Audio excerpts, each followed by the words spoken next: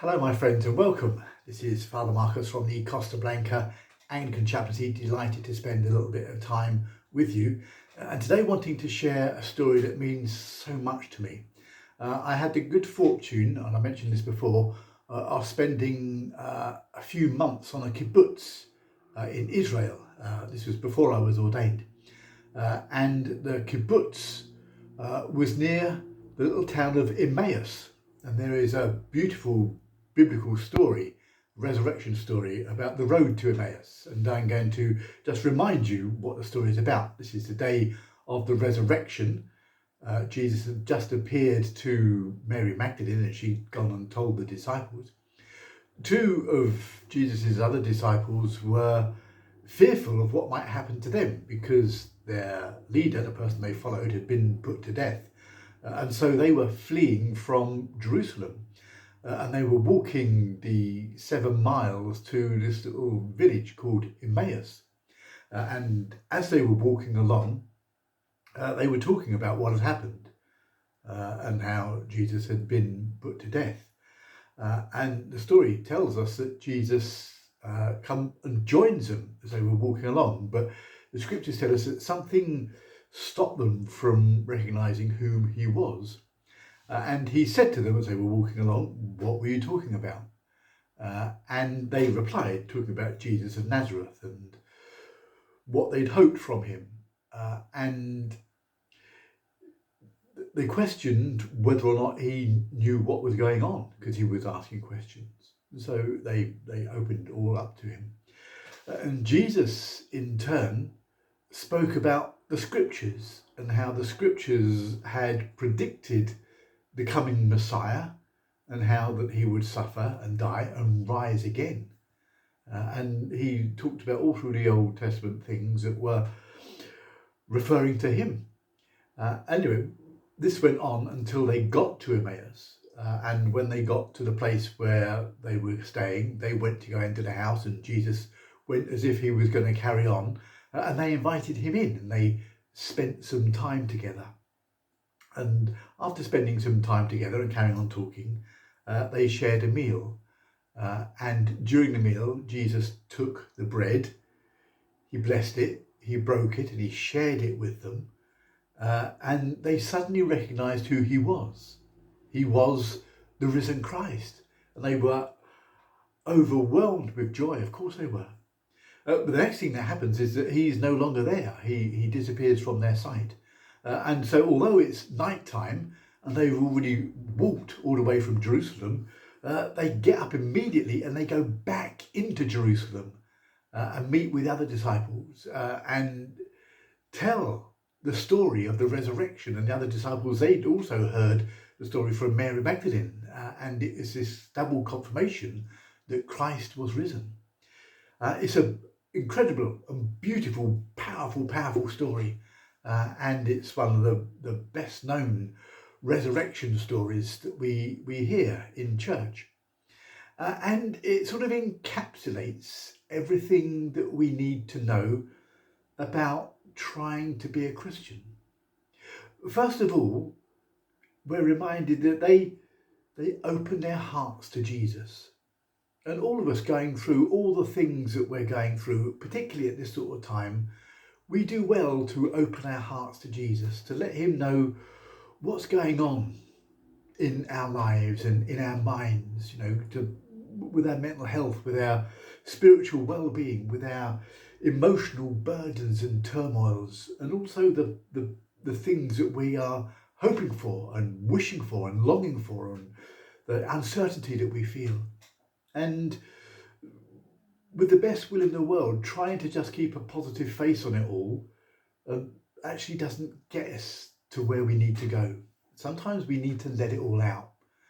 And that's what this story reminds us, that we can open our hearts to Jesus. Let it all out. Let it all out. And then we've got this, Jesus' response is to open the scriptures. And open the scriptures and spend time looking at them and trying to discern what they're saying about life and about what it all means and about the story and about Jesus and about the resurrection. And we do well with that. not just to think that we can solve all of these issues and emotions and feelings on our own, but we open the scriptures and we discover that we are not in this alone. But Jesus is with us always until the end of time, and all will be well, and he will be with us, and he will be the rock on which we build our houses.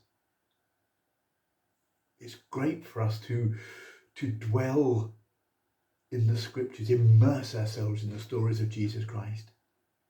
And then it's spending time with Jesus. Just spending time feeling that we are in the presence of God. And whether we do that by just reading our scriptures or just by being still, or whether we do it in the wonder and beauty of nature and the creation, or whether we do it by being deep and involved in prayer, but setting aside some time to be with God. And even when there's a pandemic on, we find ourselves so occupied with so many things. And there is something to be had by just being still and knowing that we are in the presence of God. And then the wonderful thing, it's not until they all relax during the meal that they recognize who Jesus is. And there's two bits in here. The first is about relaxing and letting go of all the stuff that goes on in our heads and allowing ourselves to be aware that we are in the presence of God. But the other thing, of course, is to do with the Eucharist. Jesus took the bread, blessed it, broke it and shared it. And Christians have found no better thing to do in 2,000 years than to break bread together. And I do pray that those of us who can and those of us who feel moved to manage to find ourselves once again in a fellowship where we break bread together. And it's at that Eucharist, at that breaking of the bread, that those disciples recognized the presence of Christ. It means such a lot.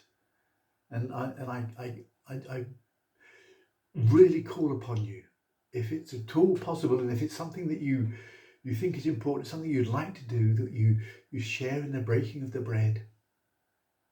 And if you can't get to church in person, our chaplaincy has online celebrations of the Eucharist every week. You can join in one of those. Please do.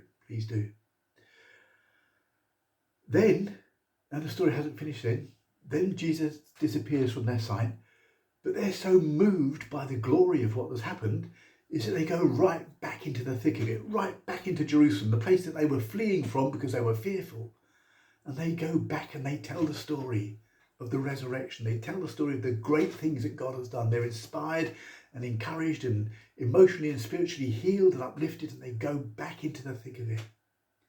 And that, I believe, is what we are called to do, to go back into the thick of it, wherever that is, and just live our lives as though the resurrection is true, because I believe it is, and it certainly is for us.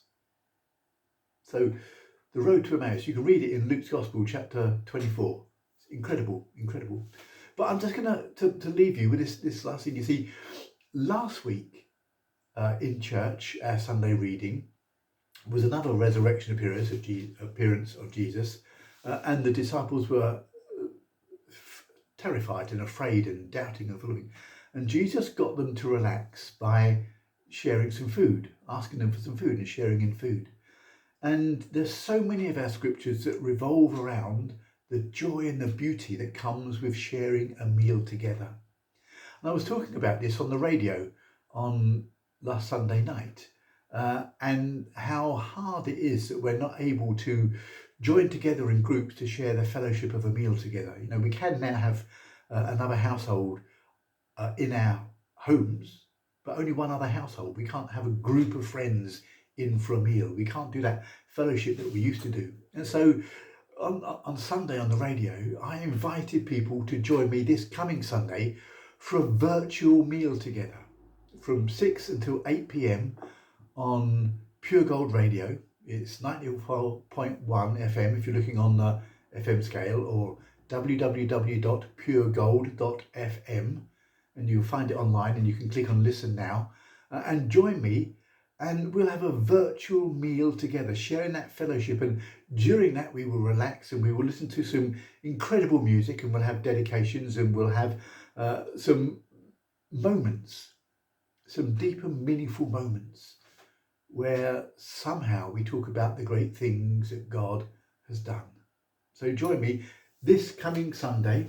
I'll tell you the date in case you're listening to this in the future. It's the 25th of April 2021. Pure Gold 94.1 FM or www.puregold.fm, 6 to 8 Spanish time in the evening. I'll be there and we'll share a virtual meal together. Bless you, bless you, bless you, bless you, Alex.